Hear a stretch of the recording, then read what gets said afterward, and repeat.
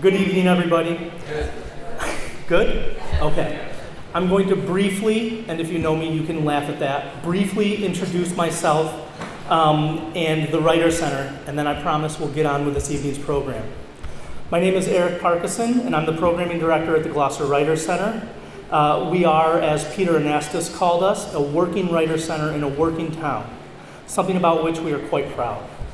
We have made it our mission to find ways to fit the needs of this community, which is why we offer our space for ongoing writers groups and for workshops, why we host writers throughout the community at places like Rocky Neck, out in Magnolia, and yes, even one event in my own city of sin, Lynn, Massachusetts, where we celebrated the birthday of Vincent Ferrini, the poet and kind of abiding spirit of the Writer Center. If you are unfamiliar with what we do, I invite you to visit our table after the program and sign up for our email newsletter. There you can find out, for example, about the literary walk, which will happen this Saturday and is scheduled to happen through July and August into September. You will find out that next week we will host the poets Matthew Henry and Luisa Casedo Kimura at Home Base, which is 126 East Main Street, the building with the pencil. Tonight, I'm pleased to thank Mike Perot, Diane Faisler, Heidi Wakeman, and the other members of the GWC board and founding director Henry Ferrini for helping to see this event to fruition. So let's get to the show. Tonight is the inaugural event in our Groundswell Reader Series. We envision this series as a way to bring nationally and internationally recognized and talented writers, poets, and thinkers to Gloucester to share their work with us and to speak to our community about the network of connections their work makes with the world. We hope to explore the overly simple debate among writers between the idea that real writing has its own deep politics and need not be named, and or that all writing is political and therefore good writing should wear those politics on its sleeve. We hope not to settle that debate, but to bring together vibrant thinkers like the two we have here tonight to showcase their own work and discuss their own means of navigating those issues. So with these preliminaries out of the way, I'll tell you briefly about the order of things tonight. I will introduce the essayist and translator Laura Marris. After Laura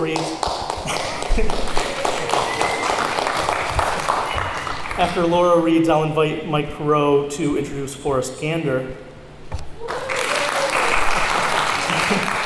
And at the end of that reading, I hope these two will engage in a conversation about art, literature, ground truth, fissures and fault lines, border zones, and false cognates, whatever might emerge from the reading.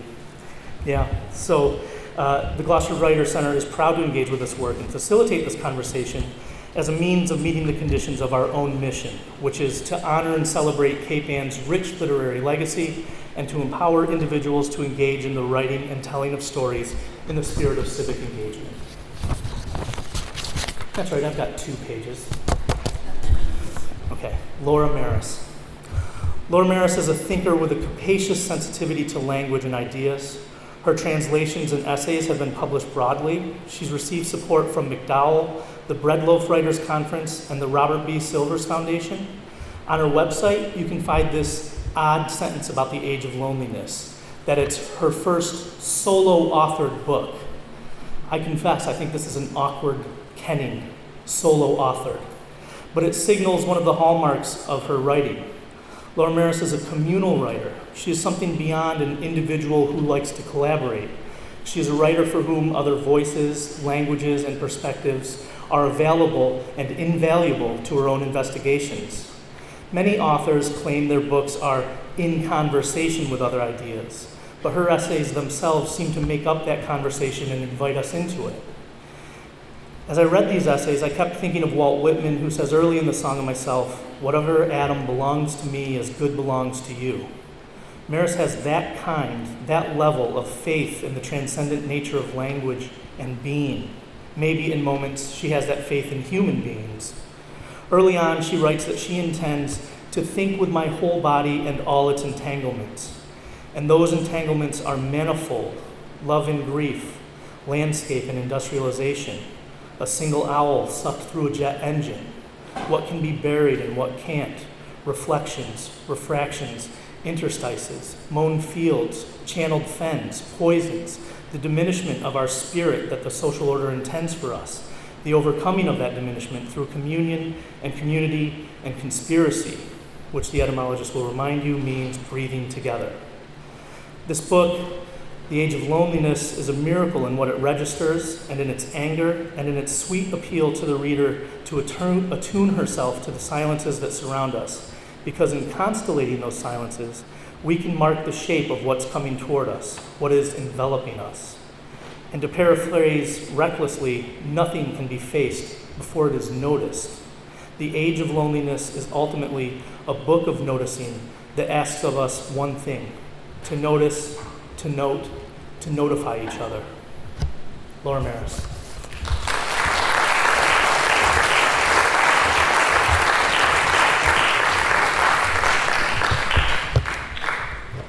Thank you so much, Eric. That was beautiful. Thank you so much, everyone, for being here tonight. It's an honor to be here with you in this beautiful space. This is my first visit to Gloucester. I'm really glad to have been able to come in this way, and it's an honor to read with Forrest, whose work I've known and admired and really paid deep attention to for a very long time. So very grateful to be here. I'm just going to read you a few sections from the essays in this book, The Age of Loneliness, which Eric has beautifully described for you. These essays were really created out of a sense that I wanted to ground truth the kind of intersections between personal and ecological loneliness in places that I've known over the course of my life.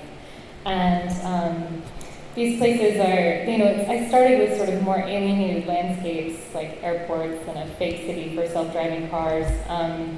But I ended up returning to the woods in my earliest childhood to redo my father's winter bird count route, which he used to do every year.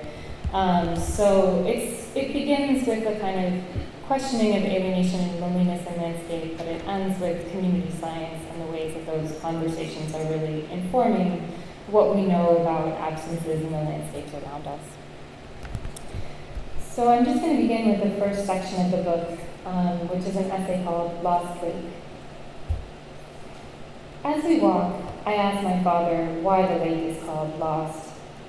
To me, the place seems easy enough to spot, a shallow body of water curving behind the trees. We navigate a path along the rocky edge, a little disoriented until the woods fall away and we can see the blue of the sky returning in the brackish mirror.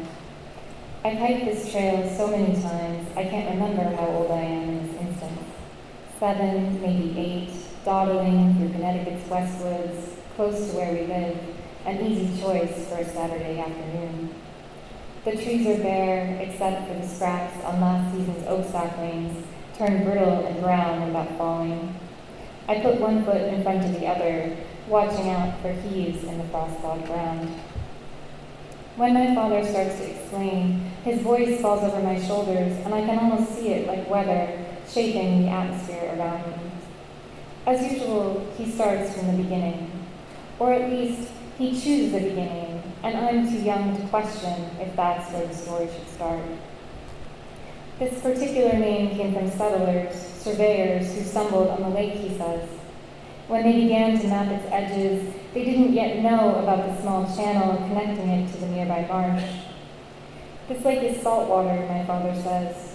When tides ebb, it can disappear. He tells me that when the early surveyors tried to return to the lake, they thought they had lost it because they came back at low tide. They wandered through the brambles and reeds, looking for the shoreline they had plotted, but it had become a meadow of saltgrass. The edges were no longer the same. Impossible to get your bearings from a lake that doesn't stay put. When we reach the overlook, the water is slack, shining in the sun, clumps of reeds and islands where rocks give way to lichen. My father hands me the sandwich he's carried, the bottle of cold tap water. I swing my legs over a ledge of granite, bounce the rubber heels of my sneakers off the stone. It's the season for cleaning up yards and burning leaves, and the breeze carries the smell of curled ash. There's a slight haze in the air, as there often is on warm February days, when nearby sea holds the heat of the land. But the soft edges in the distance also help with the sense of mystery. How does the lake fill through such a narrow gap, I ask. He says there are ways for water to move underground too, that we see only some of its movements. But if you dig down, you can find it, like with a deep enough hole at the beach. Lost Lake is still drawn on the map, I say, even though it empties, and he nods. I'm beginning to understand that absence itself could be a landmark, that sometimes, to know where you are, you have to navigate by what's not there. So I'm going to skip forward a little bit. I'm going to read you a section from an essay called Flat Earthers, which takes place at a fake city for self-driving cars in Ann Arbor, Michigan. And this is a real fake city. It really exists. And there's only a couple of things I think you need to know here. Matt, in this essay, is my husband, who at the time I was in a long-distance relationship with. And around the time that I was beginning to think about this essay, I was teaching a thesis workshop for artists who were grad students at the time. And in that thesis workshop, one of the students asked me very sincerely how to write a ruin. And I didn't really know how to answer that question in real time, but when I thought about it, this was the landscape that came to mind.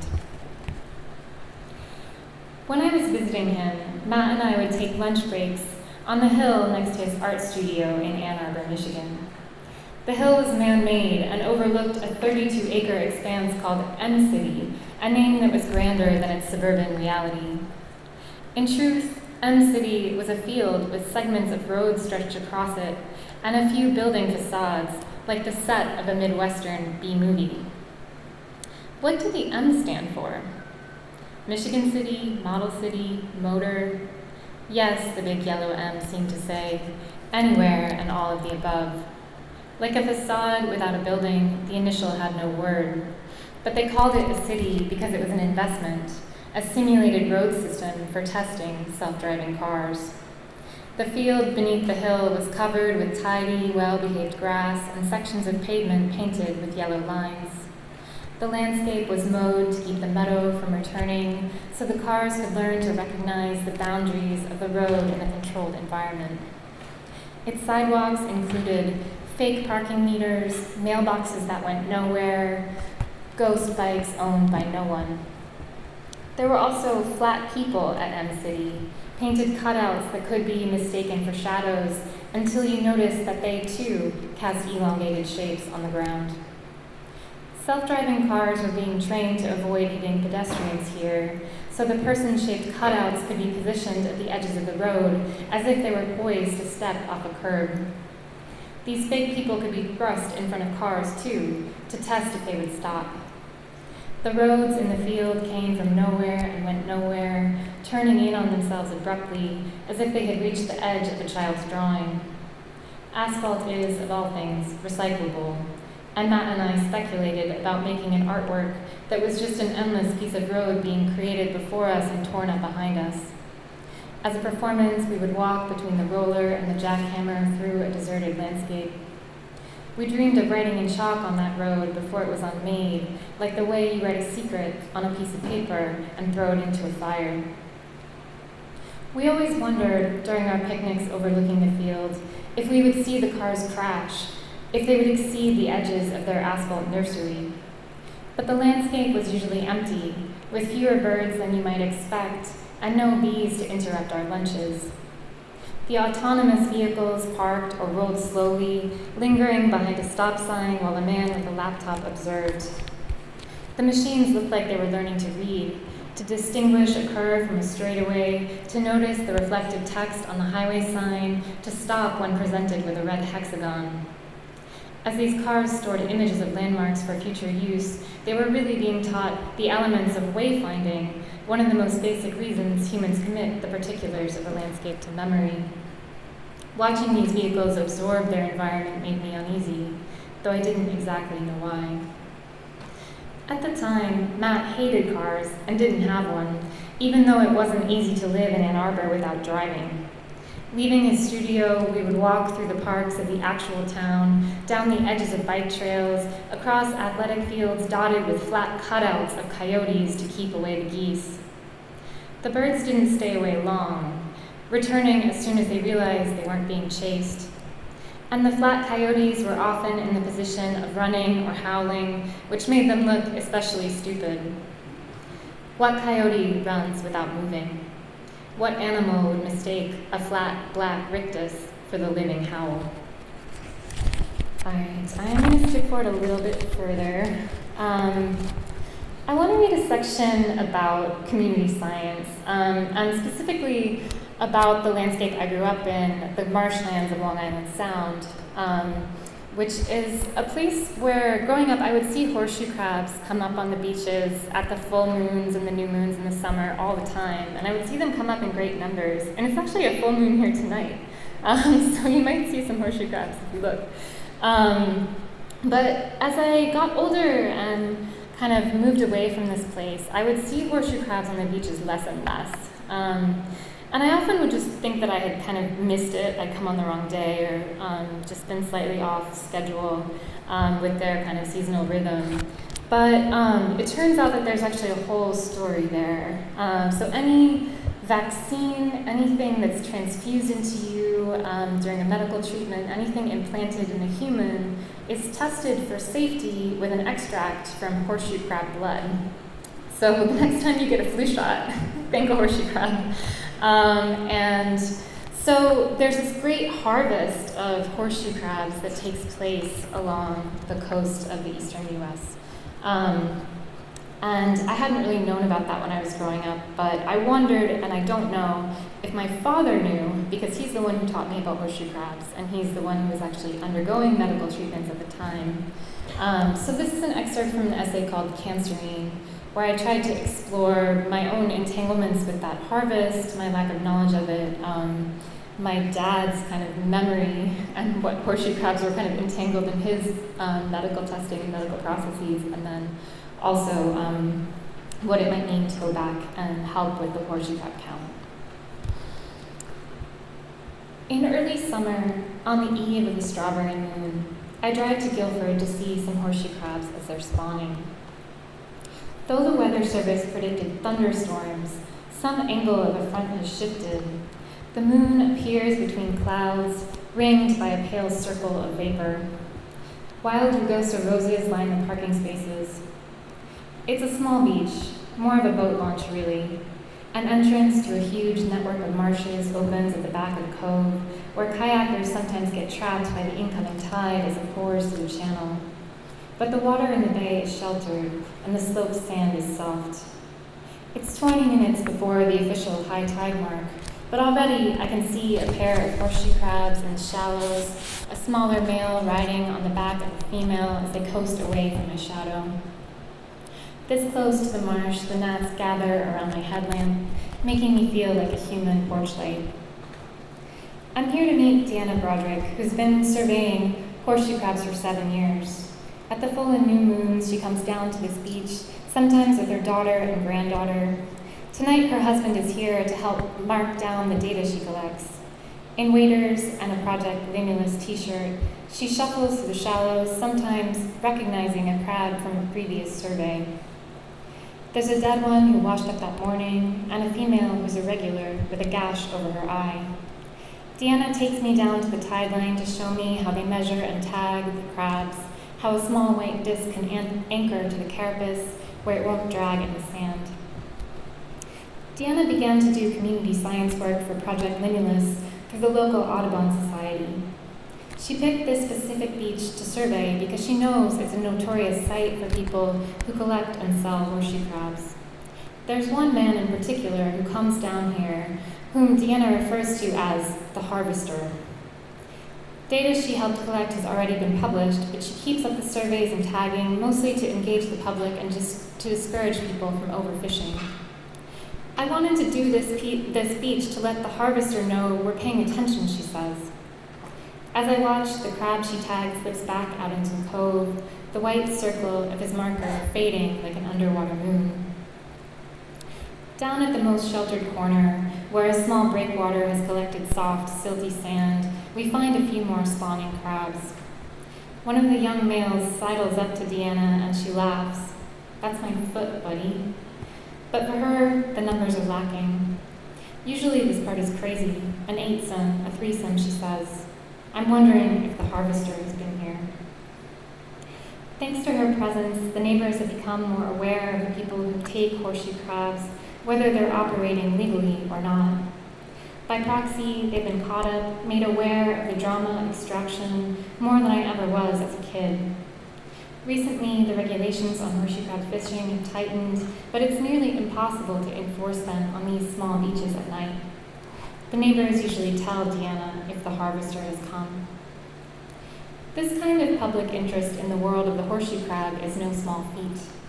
Though she'll jokingly greet crabs with, "Hey, cutie," she realizes other people take a little longer to warm up. Her granddaughter, who is 11, has been surveying with her since she was 3 years old. Deanna tells me that at first, her granddaughter didn't want to touch the horseshoe crabs who were flipped by waves, but now she does. By day, Deanna's a dental hygienist, but she tells me she's always been interested in community science.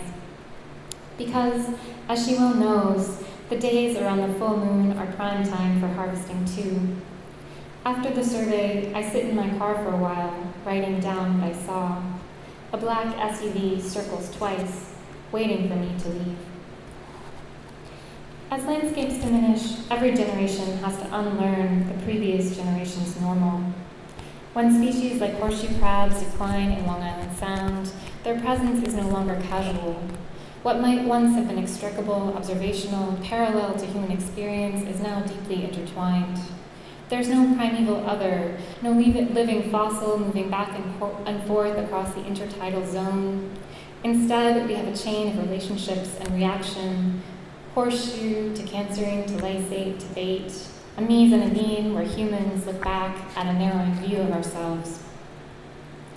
For years, I wanted my thinking to be like a drop of oil falling in water, touch the surface and a skin of interlinked circles proliferates.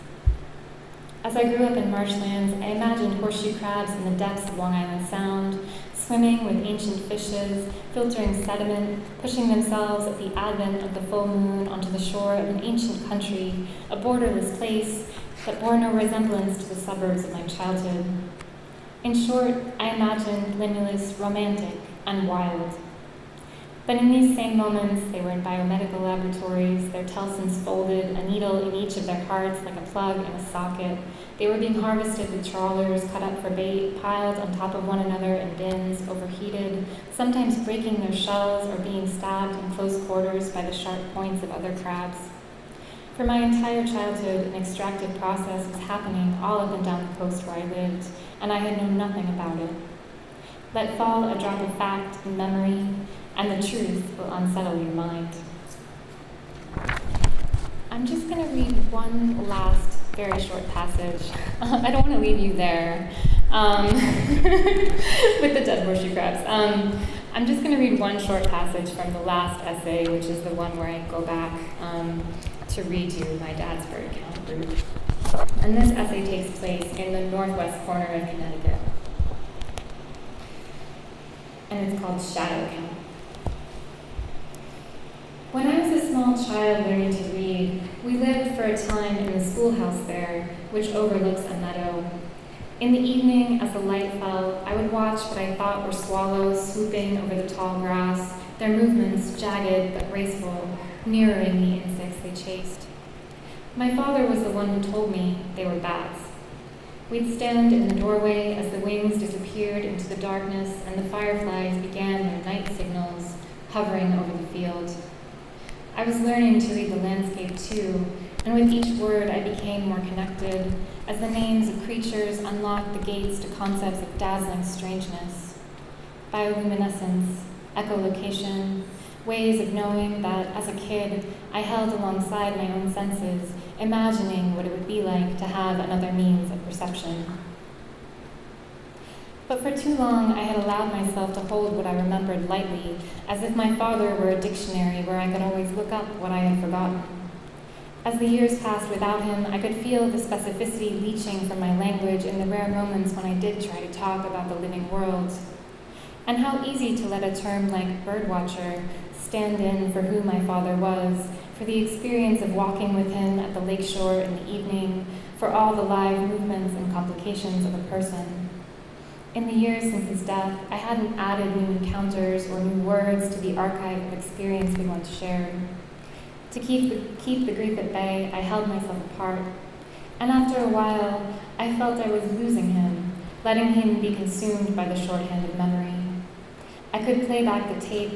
A man reaches down into the grass and squeezes a stem of toadflax. The flower opens and shuts like a mouth. The child, who had been whining, laughs. Nostalgia can be a trap. The present eats the past as it loops on itself until the act of reaching backward becomes more important than what's touched. Just when I think I've invented my father, I find a slide in the drawer and hold it up to the bright noon sky. I'm there in the frame, perhaps 1 year old, riding in a pack on his back, turning to stare at the camera. He is facing away, his gaze tipped up, scanning the trees with binoculars. The old stories are true. We were birdwatching before I could talk, but without trying to cultivate my own present knowledge of a place, these stories alone don't satisfy me. I wear them away with time, and like statues, they become both polished and shabby. It is not possible, as the writer Barry Lopez puts it, for human beings to outgrow loneliness. With time, as I got older and better at suppressing my feelings, my language for the world we'd shared became weaker and weaker until I could no longer tell the difference between avoiding a memory and forgetting. When I paused to watch the flight of a bird I couldn't recognize, I was pinned by a namelessness that disturbed me, as if the creature itself were gone. In the end, I decided that if I could not outrun or outgrow longing, then the least I could do was notice it. Some things I shared with my father were lost, but I could still go to Cornwall, spend time in the schoolhouse, try to befriend the gaps in my knowledge. Better to live with the ache than not register what's missing at all. Thank you.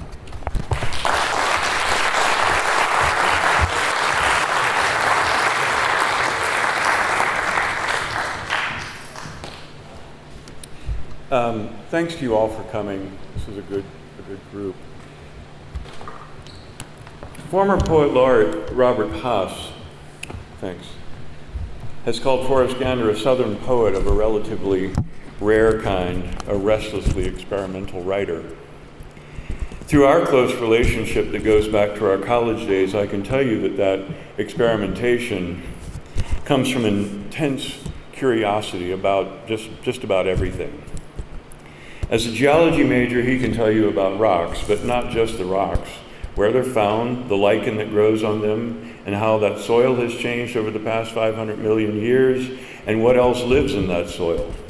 He can also talk to you about blues and jazz and film, and of course every sort of literature. He's a world traveler, and as a teacher, he has helped so many students develop their poetry. I've long wondered how he ever found time to write his own. He's also one of the most hilarious people I've ever known. Once I was doing laundry in his basement, and when I came down to check on things, I saw some of my clothes strewn across the basement floor. So I'm picking up a sock, a t-shirt, a handkerchief, and find myself in front of a large wardrobe with the door slightly open. So I opened the door, and in the back of the wardrobe were two eyes staring out at me.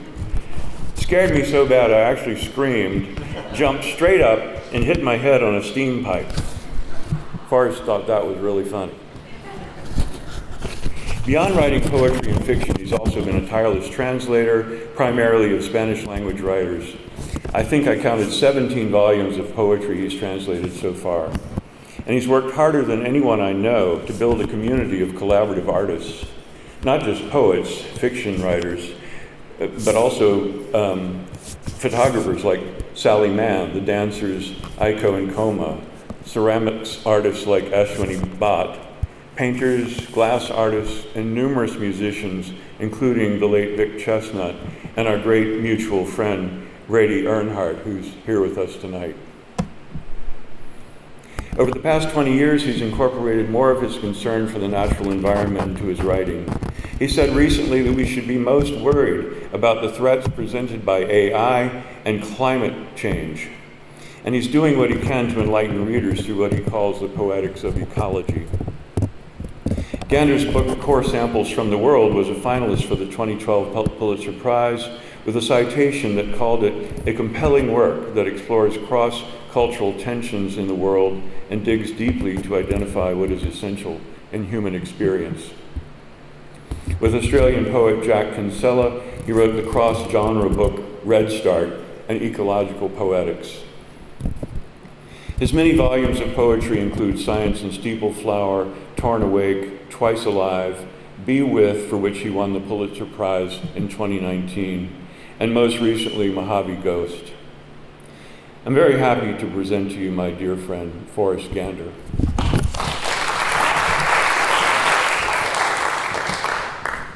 Thank you, Vincent and Eric and Mike Perot and Laura for that really beautiful, clear reading, clear writing. So I'm going to read about 19 minutes or so, but I'm going to start with a little benediction by another poet named Rosa Alcalá from her book You, which is her most recent book, and it's a poem called This Little Catalog You've Been Assembling. Below the headline, it's 115 degrees. Is it Death Valley? No, France, and it's just the start. A half-page photograph of sunbathers at the Trocadero Gardens. In it, a young woman in a bikini texts while talking to a friend, both sitting on a small hill with other 20-somethings, the Eiffel Tower at their feet. A red plastic cup rolls down the path, and in the distance, a middle-aged man in a rumpled suit jacket enters from a more temperate past. Contemplating this impressionist scene, all you can think of is, I'll never wear a two-piece again. It is the article that rouses the requisite dread. Chicken manure spontaneously ignites on a farm in Spain and sparks a wildfire. Were there no photos for the jump page besides a hot guy in Pamplona carrying a fan? The plan this morning was to write about the stranger who tried to kiss you the second the elevator doors met. But aren't there bigger fish to lose to extinction? Too many languages? Perhaps this little catalog you've been assembling isn't all that urgent when in a heat wave the Autobahn can buckle and send your Volkswagen surfing, when there are things more traumatizing than some guy calling out from across a subway platform, look at that fat pussy. You want to shout back years later, Greenland and Alaska are melting. Once, in an elevator, a man confided that standing idle with others in that space made him anxious. Should I whip out a deck of cards, he asked, and propose a game? Whatever you've been dealt, stranger, this elevator and everyone in it are going straight down. That's Rosa Alcalá. So I'm going to read poems from a book called Mojave Ghost, and they're not titled, so I'll tell you a little bit, just give you some background, and then I'll just read and breathe between stanzas. So the first dirt that I tasted was a fistful of siltstone dust outside the house where I was born in the Mojave Desert. My father wasn't around much. When she could, my mother took long walks around the multicolored washes and canyons of Barstow's Rainbow Basin, now designated a national natural landmark. Her accounts of the changing light on the rock walls of her encounters with silence and sidewinders, and her accumulating collection of fossils, including a broken camel rib and a piece of mastodon tooth plucked from the sedimentary formations after rain, piqued my enthusiasm for earth science and led me to earn a degree in geology, the profession, it has been said, of those given to disinter memory. I became obsessed with deserts and went on to explore others: the Gobi, the Taklamakan, the Sahara, the Atacama, the Thar, the Chihuahua, and more. My mother died during the pandemic in 2021, but whenever I return to the Mojave Desert, I truly, not metaphorically, feel her ghost in the ever-so-light breeze. I see the landscape through her eyes, through her voice. 5 years after the death of my wife, the great poet C.D. Wright, and just 2 years after my mother's death, I began to walk sections of the 800-mile San Andreas Fault from north to south. I was accompanied by a new immigrant to this country, Ashwini Bhatt. Eventually, the two of us found ourselves in the Mojave, in that desolate town where I was born. As my memories and the present mixed, as my tumultuous inner emotions and the landscape coalesced, I felt my sense of self become kaleidoscopic. History, a geologist knows, is never far below the surface. Along the deserts and my own fault lines, I found myself crossing permeable dimensions of time and space, correlating my emotions and the stricken landscape with other divisions, the fractures and folds that underlie not only my country, but any self in its relationship with others. From Mojave Ghost. Men arm themselves with facts, they say, already reaching, "Let me see that." They ask seriously, "Who is your second favorite tenor sax player between 63 and 65? Each thinks the other is a bit emptier, more cardboard than himself, that he alone made the necessary decisions.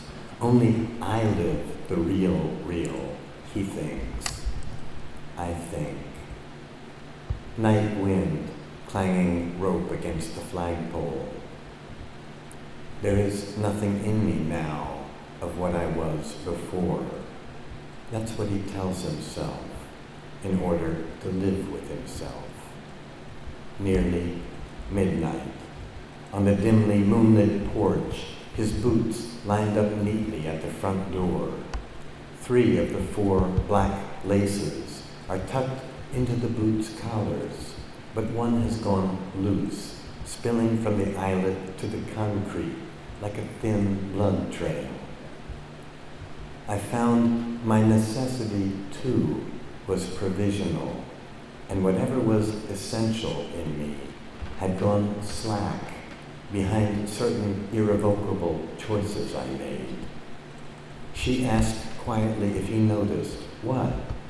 How the small moths come out at dusk, but the big ones, these, she said, casting her eyes into the darkness, only after midnight. A studied lack of correlation between his eyes intent on her lips and what he wants, which is somewhere else. That spangled negation she so casually calls evening. It all changes in the seconds it takes for a parasite in the saliva of a sandfly to replicate itself in the gut and migrate to the fly's proboscis. Waking alone into the faintly semen smell of the middle of the night.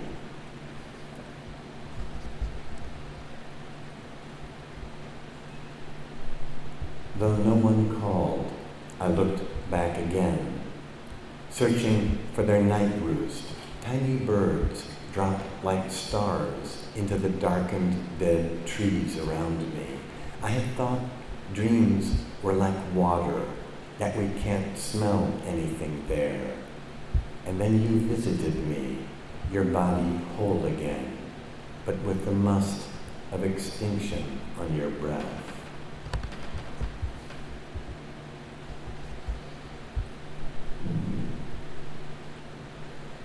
Back at Lana's diner, watching the woman at the far table sweep her hair to her other shoulder and flash her teeth at her companion.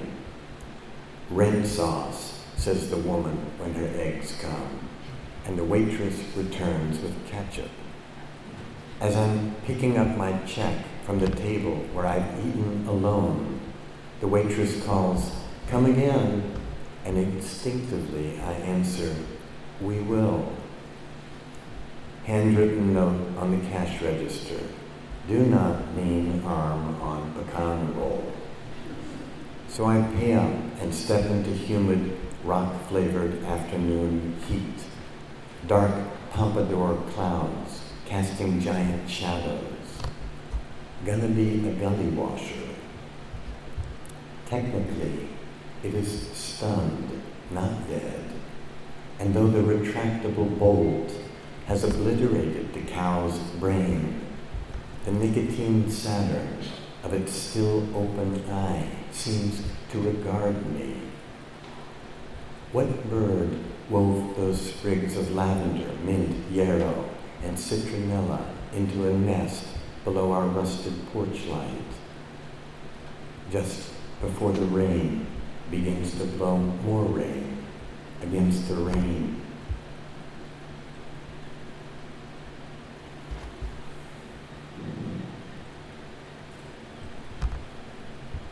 But I was a jukebox.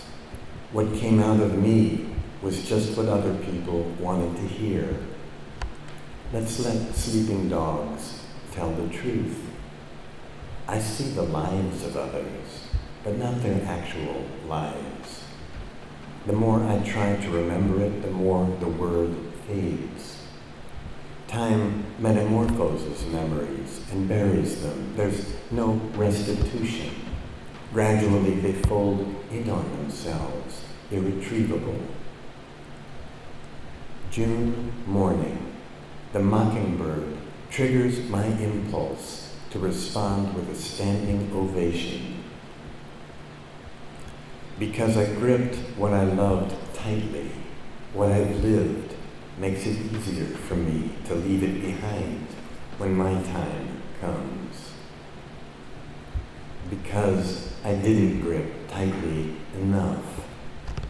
My younger sister died today. My father died today. My closest friend died today. My mother died today. Each of their deaths detonates in iterative simultaneity inside the tissue of my being, unanchoring me, setting me adrift. Such griefs as our graves. How is it I can continue to smolder like this? Why am I not consumed?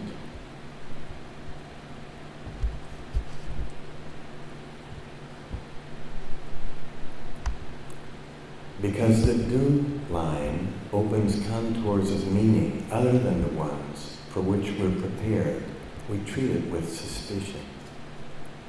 When he smiled and shook his head no, his face connoted the presumption that you and I live in a different world. He took us in like the scent of a dead animal. But how to sustain attentiveness? How to keep the mind from dropping its needle into the same worn grooves of association? My art, you said in passing, is nothing much more than the discipline of an embodied life, articulating nuance, the delicate palette. You paint the tails with a tiny brush you made yourself of hair plucked from your forearm. They distrust me, you said, because they can tell I prefer my work to their own. which is when I tucked a red anemone under your pillow to bring you good dreams. What else did you say? Fair enough. It is a marriage of equals and without degree. Your trace on me, like rope marks on the well's mouth. Here, have a thought. As for our misfit status, as Brecht observed, the palace of canonical cultures built on not to interpret, to feel life course through you.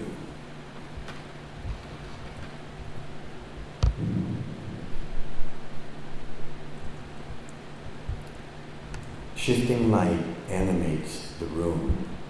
What is so ordinary about living every day as we do, at the threshold of each other? Your emotions always visible in your eyes. In you, I find my consequence, my natural history. In your company, irrelevance drains away. But what is it that makes you special? Is it your intensity? It's your ardor. Never a sneeze, but a rapid parade of sneezes. My office door opening, smiling face peering around it. You said you couldn't help falling in love with me because I looked at you with the mesmerizing gaze of a border collie. Last night we parked in the roundabout at the end of the lane, just listening to the hiss of sodium vapor streetlights and watching cyclones of oak moths rising and falling. We, who are also taking place in this place. The moon siphoned away into clouds. Was I even there? Will I be there? Will I be there when you need me?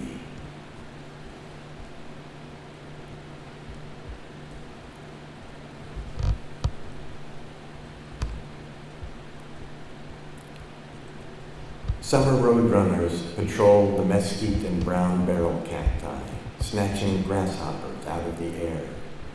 As you rub the sunblind from your eyes, what to say of the pastel chromaticism of these Mojave sunsets? Here, as everywhere, when you go still, what has disappeared comes forward. Ya me cayó el 20. And you, an earthbound sun, a radiance. When we return to our car parked on the laterite verge of the road, I distract you from noticing the dead bird melted into a gruel, its eyes glazed with clusters of fly eggs. Only when we reach the edges of experience do we begin to intuit the more than this. Who will contradict me if I say you were and you are? We drive deeper into the desert, arguing about whether it's possible to love without reservations. When we stop for gas in Barstow, where I was born, a boy offers to let you hold the horned toad he is gently stroking in the direction of its spines.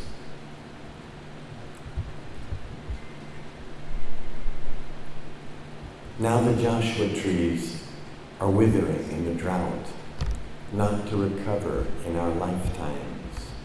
And the desert below them is falling, unstitching itself. Now itself is falling, incrementally making itself unavailable to us, unavailable to use, our rapacious use. And though the rocks buzz with energy, pulsating, in tune with the earth's vibrations, their drone is beyond what we hear. So the ground truth is a constant revision. Who can read across the vertiginous stanza breaks? And what possible explanation is there for our wrong turning, but our insistent repetition of the wrong turning?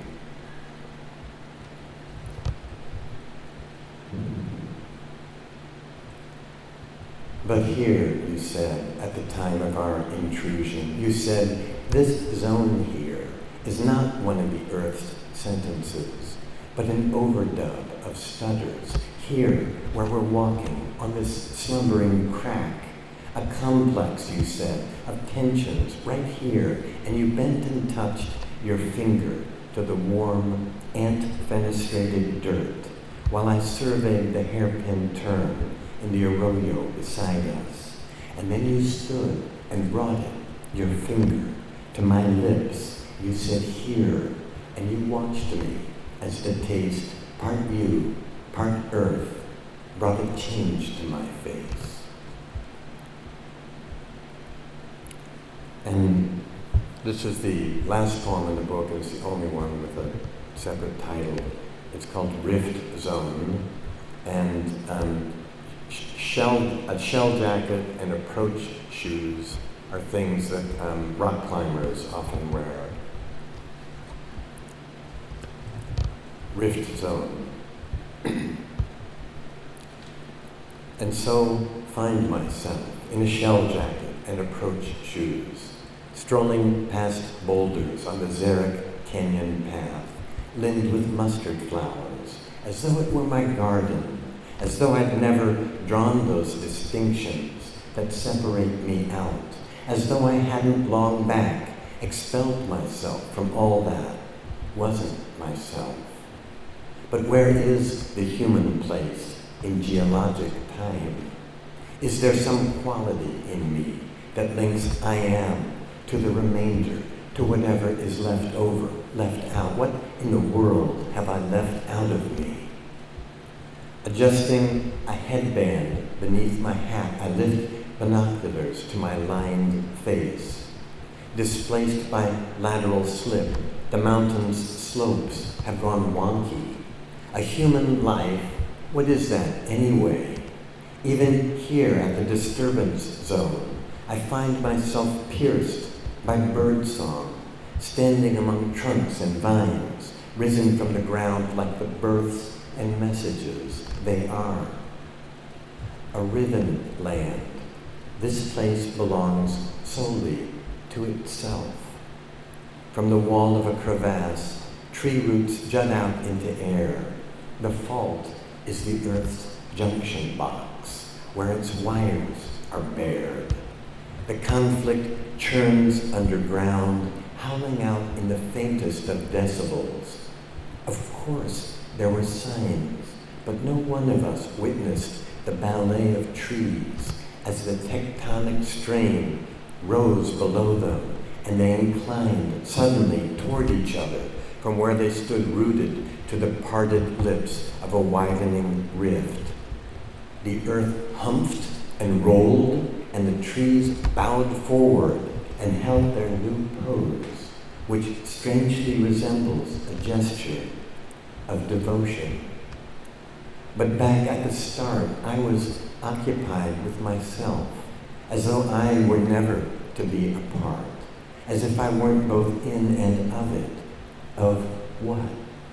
So I hiked the long fault for some new point of view, asking, muddled with anxiety, what comes next?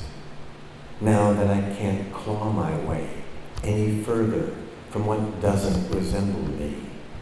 The earth keeps stretching, knuckling, stretching out from under itself, hungry for a new shape, a new address. It has tossed itself loose from its sheets and risen, leaving behind a note I suppose I could read if I tried. The fissures run through everything, even through my remaining years, which I can count probably on my fingers. I fan them out and stare at their ruptured, upturned faces, the faces of my remaining years.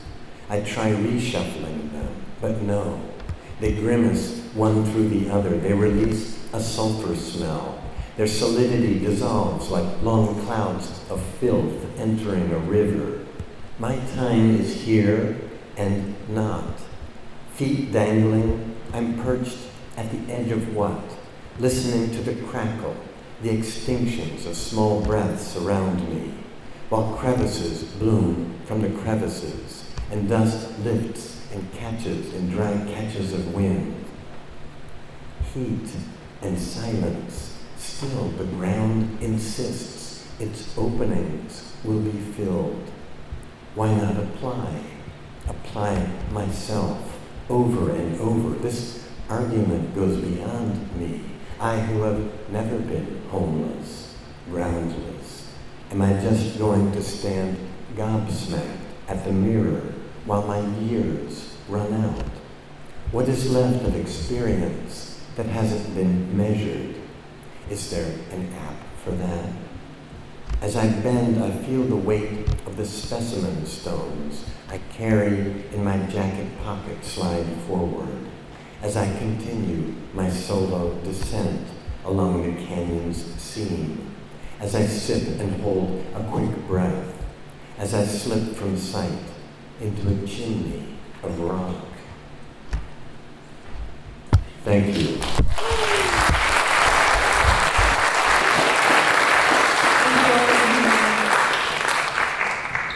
Eric and I were talking before we came here about the readings tonight and just kind of threads between the work. And we were kind of talking about how you invite community into a kind of intimacy with the place, and the community of the living, but also the community of the dead.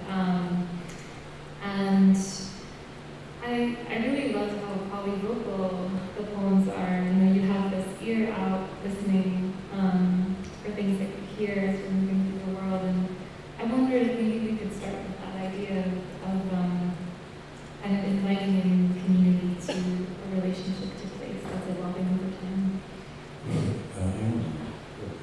That's so funny that you asked me that, because that's basically the first question I would ask you. As you might have noticed in her reading, she, instead of ever proselytizing for a politics or for a particular perspective on the world, she's constantly asking others. She puts herself in a position of learning as almost not the naive person. Naive in the sense that Socrates was naive when he said, the only thing I know is that I don't know much. That position of query, of being open, of not being the Pound mistranslates as the thundering phallus. She has a vulnerability enough to ask other people questions and to be learning. And that's to invite others in. And that's the kind of person, that's the kind of artist that I want to be, and that's the kind of person that I want to be. And I think it models our actual reality, as you do too, that we're made of other creatures. Our DNA is full of the DNA of other creatures. There's no such thing as purity or of a pure. The human is an organism composed of a lot of mutual interactions of other organisms, and that the thing about that we're both interested in is not saying something like, so let's get together and change the world right now. I think that those kinds of efforts, that kind of language, which you find in a lot of bad political poetry. I translate a lot of Latin American poetry, and there's a lot of that in some of the old poetry.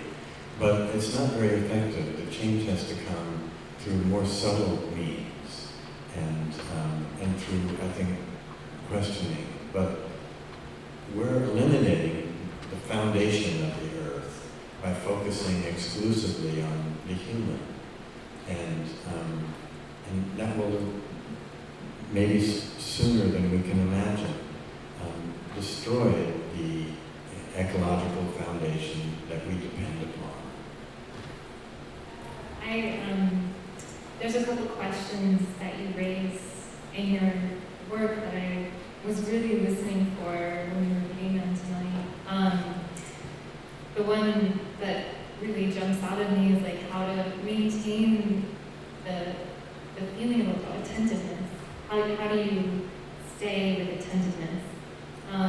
And your work has always struck me so much as having this fever-pitched attentiveness that I really admire. And I think that when I think about like ground truth, or I think about community science, like I think there's a way that literature maybe could be a form of community science when you're thinking about who's observing the landscape around you, who is trying to kind of count and just kind of be attentive to and be in conversation with the ways that the landscapes that we know are rapidly changing around us.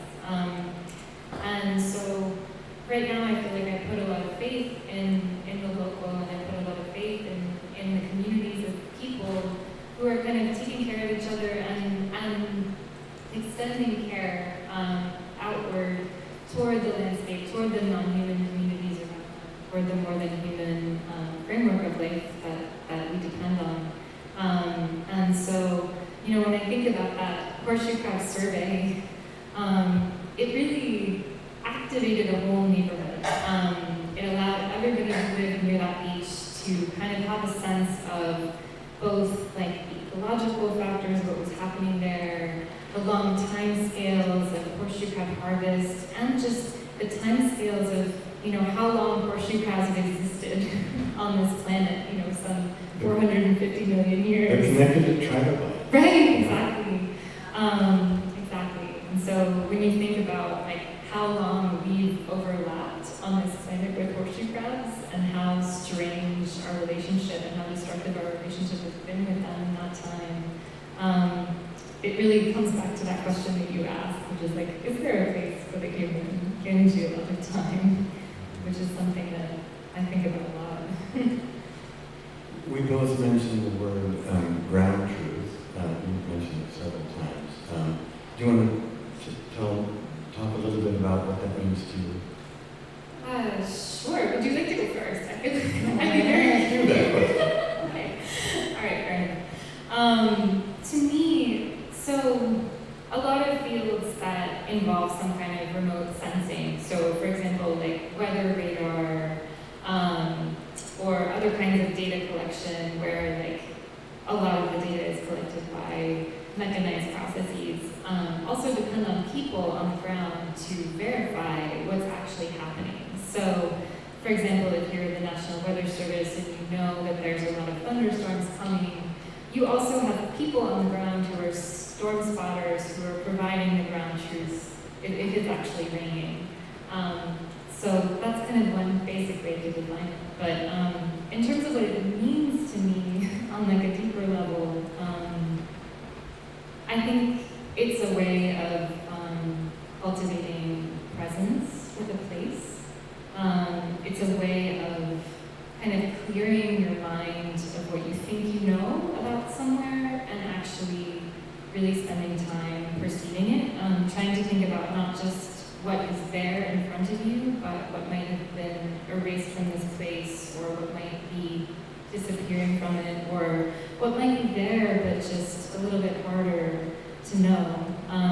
So that's kind of how I think about it. But I'm very curious how you would answer that question. Well, I mean, you do a really good job with it about the particular.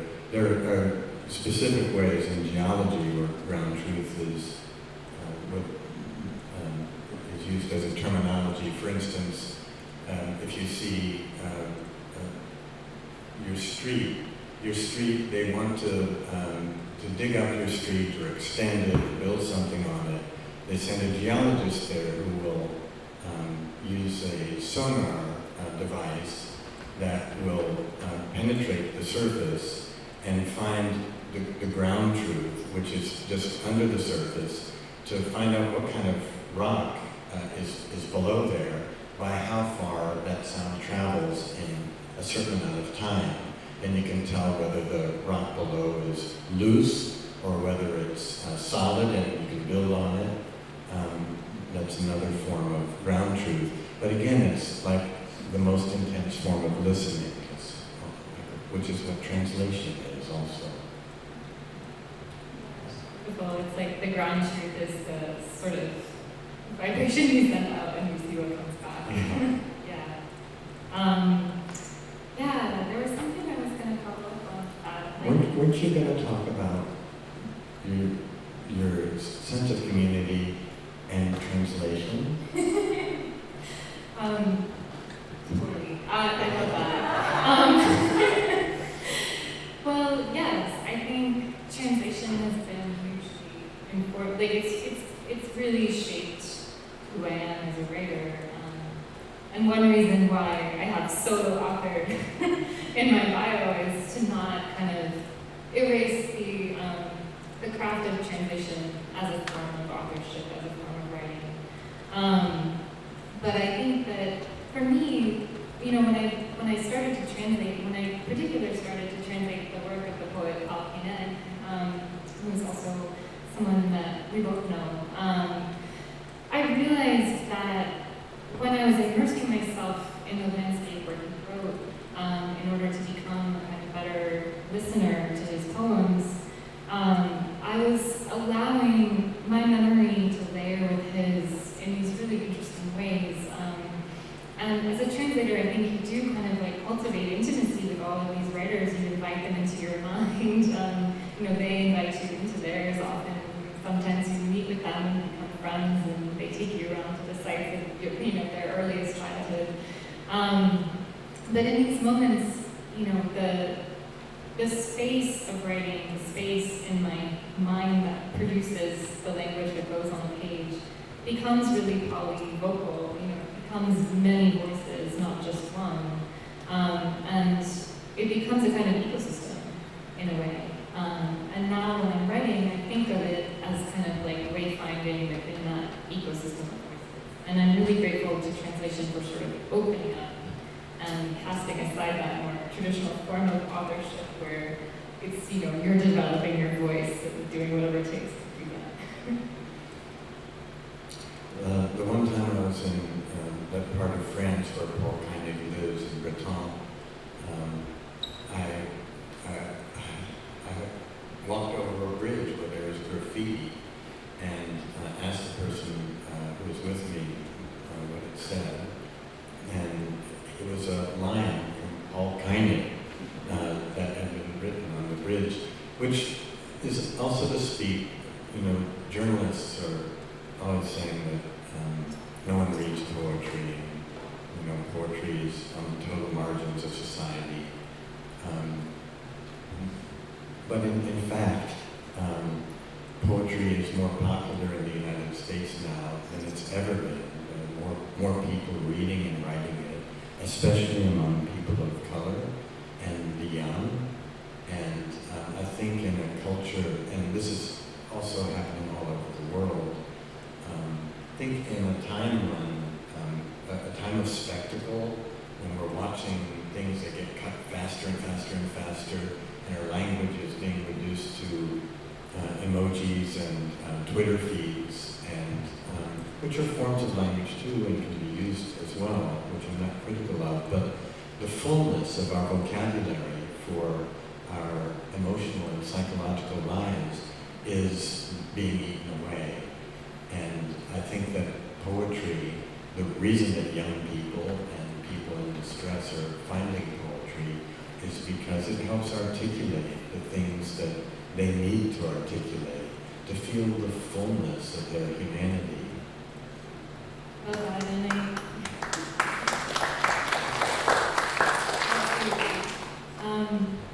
I was just thinking that it's something that I talk a lot about with my spouse, Matt, who's a visual artist, and I know that this is something that we have in common as well.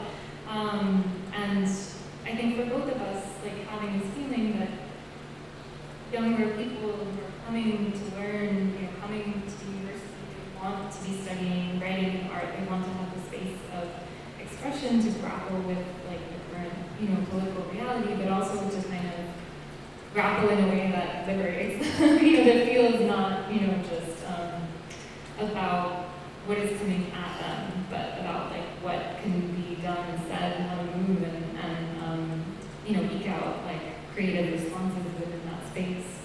And I was just wondering if you could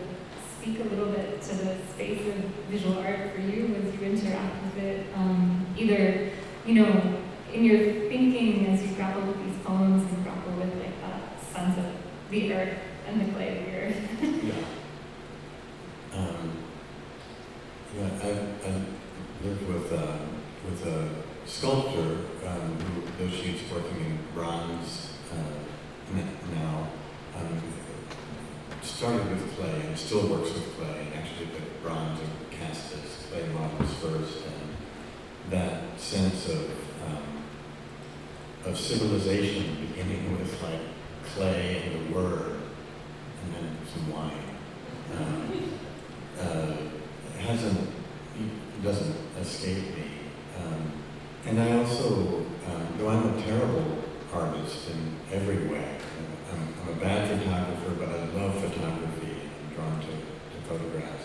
My friends Mike and Brady, who are here, know everything about music, and they might as well be speaking ancient Greece when I'm with them. I don't understand that, but I love being exposed to things that I don't know and where I'm unfamiliar, and I think that also is what happens in travel. When you travel other places, if you're sensitive, you're open to the foreign. You become the foreigner, and you see with different eyes. And I think the more we see with different eyes, the bigger our wingspan gets, and that's a good thing. And that collaboration with artists is also models a way of being in the world. That you're also talking about a mutualism, this way that we need to learn to be collaborative. I think that's a beautiful way to think about it. Yeah, I think in terms of collaboration as a space, I mean, I feel like even in my own writing, the essay form is like a space where it's possible to collaborate deeply and to bring voices into conversation collaboration who might not necessarily otherwise talk to each other.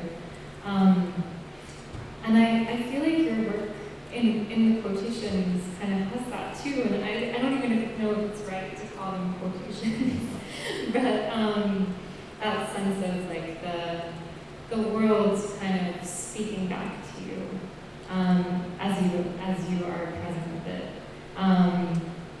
Really strikes me deeply when I read your recent work, and I like the way that you cultivate that speaking back going into geological time, and this ties into ground truths, but it's also like that kind of transmission box of the fault line.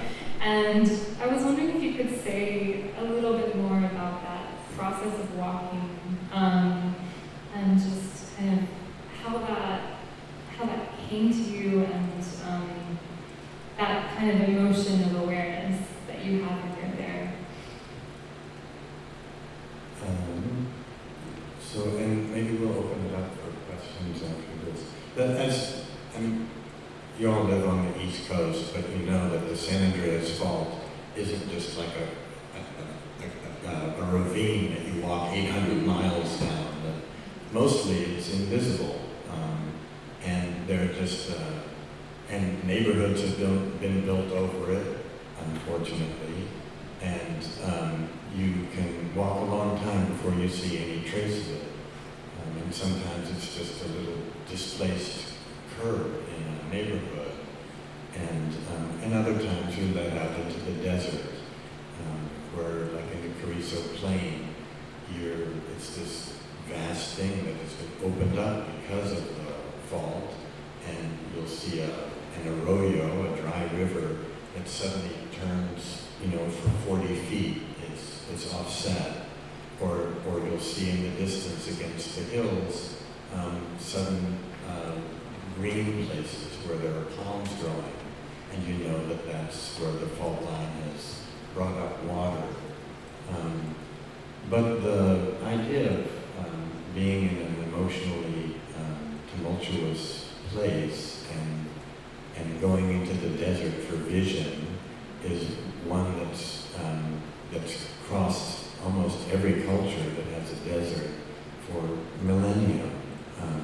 Because in the desert you become very small and you become very humble because you're totally exposed, and you you don't have anything to mark really your progress over space by, because there's so little to see passing.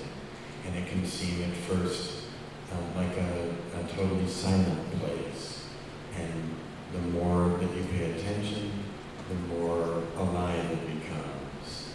And the more alive it becomes, the more your senses leave your body and interact with it.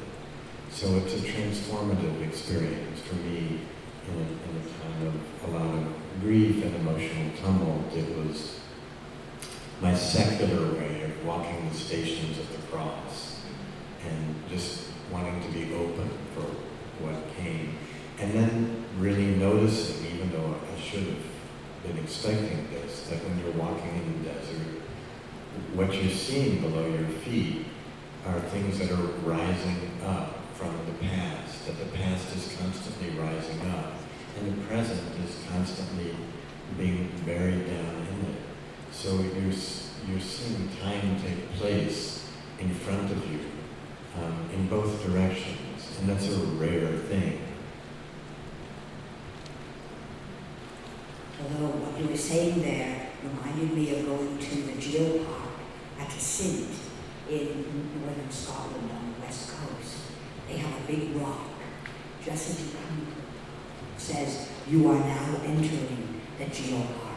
You immediately look around you and you look at all those rocks like they are living forms, which they are, because they really upset a geologist who went there. He was having nightmares because the future, the new rock was underneath the old rock. There had been these upthrusts from underneath. And I think what you're saying is so important, because I was thinking today about the fact that I think what's going on in this country is the Neanderthals against the Homo sapiens. And I want to go back there and start at the beginning, and I love the way you've reminded us of that. Yeah. And it's true, rocks really are alive, and scientists, geologists will tell you that the life mass below the surface of the Earth is greater than the life mass on the surface of the Earth, because what's down below is full of chemolithotropes and all sorts of things that don't need air, and there's a lot of it. And that rocks are humming constantly with the vibration of the Earth, even though we're not mostly able to hear it. They're singing. Hi, I really enjoyed the reading and the comments. I'm interested in how you both how you might consider would you say ground truth, maybe ground not truth? Which isn't necessarily a lie, but maybe something that's not reliable, like maybe something that's improvisational. So you mentioned humming. That might be a way of framing this idea of non-foundational truth. But I'm just interested in the idea of the solidness of truth without being a lie. That could be some other kind of relationship that we have with the earth that's not necessarily fixed.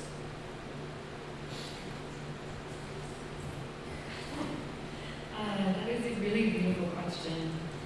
I love the thought of kind of ground untruth. Maybe the ways that, I don't know, I think I have a kind of sideways answer to this question, which also involves noise, but maybe not in the way you were thinking of it. So one of the ways that I thought about ground truth in the book was through people who are birders, because there's been a lot of changes now in the way that ornithologists collect data on bird migrations by using weather radar. So in the past, the weather stations that look for thunderstorms, things like that, they would just they would know when birds were in the air, when bugs were in the air, but they would just tune all of that out as like noise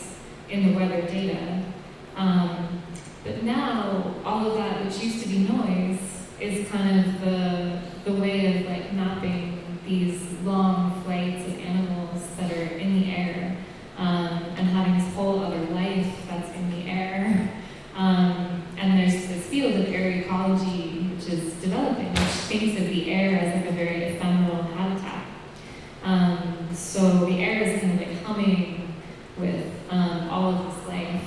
So for me, maybe that's the opposite of ground truth. But I also think your question speaks to the way that people maybe think of certain data as noise, when it's not for human purposes. But then we kind of come back around and realize that what we thought was noise in weather data is actually vital. It's like so much information about bird migrations. I like your distinction, thinking of a distinction around truth. You know, our species has been obsessed with truth with a capital T, and I think that's led to absolutist views that have historically been often led to violence. And I'm much more interested in truths with a small t, and those build up and also become a kind of cooperative system of relationship that I think matters more to me, and maybe matters more for the earth than notions of absolutist truths. There's a beautiful little part of a poem by a poet I really love who lived in New York and Vermont and California. His name's George Oppen, and he says, the self is no mystery. The mystery is that there's something for us to stand on. We want to be here. The act of being more than oneself. I like thinking about what we stand on as being both physical and ethical. Well, so that's a great segue to the question I would love to ask, and it's also a build on your really good question back there. I was struck by, your beautiful readings, both of you, and this discussion were marked by a spirit of inquiry and openness that was so refreshing in a moment when it feels like we're all caught up in a society that is really trying to lock down on answers, and very in keeping, in this place, in a church that is, church is all about asking questions. Other churches, many of them are all about providing answers, right? And so there's this sort of fundamental dilemma in the sort of progress of humanity. Thinking about this response to you, I was wondering what to ask, and I think I'm led to this, to where you just were. The thing that we stand on. Are human beings more drawn to standing on inquiry and a search, or on a certainty and an acceptance of somebody's truth? I can only speak for myself in this position, but from where I stand, I'm quite suspicious lately of ideas of progress. To me, they feel very close to the need for sort of constant growth, which I think is a major problem in the current moment. If you always need to be growing, even if you're thinking of finding, more like quote-unquote sustainable ways to grow, it's also, not taking into account the idea of like being in relation. And so for me, I think like the idea, I think, that Forrest, you're bringing up of like truth with a small t, and the idea of just abundance, accumulation, is much more interesting to me right now than the idea of, say, progress. I think you can kind of make a division between ideas of abundance and ideas of progress, and the ways that they often contradict each other. So when I think about abundance, I think about the conjunction and, like this idea of holding multiple truths together in place, that truth with a small t, and understanding that, the moment you step to the right, to the left, the ground you stand on may have a very different history, especially where I live in Buffalo, where there's so much environmental history that's changing. So when you're thinking about listening to the past, I'm always trying to think about holding that abundance of past and present, not necessarily forward progress. I really love that answer. It's really beautiful. The only thing I'd add is that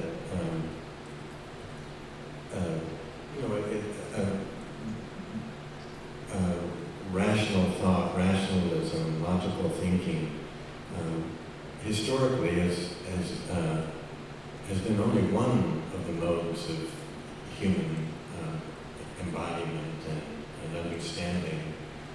But in Western culture, it's become prioritized, and it's made us use language primarily for transaction.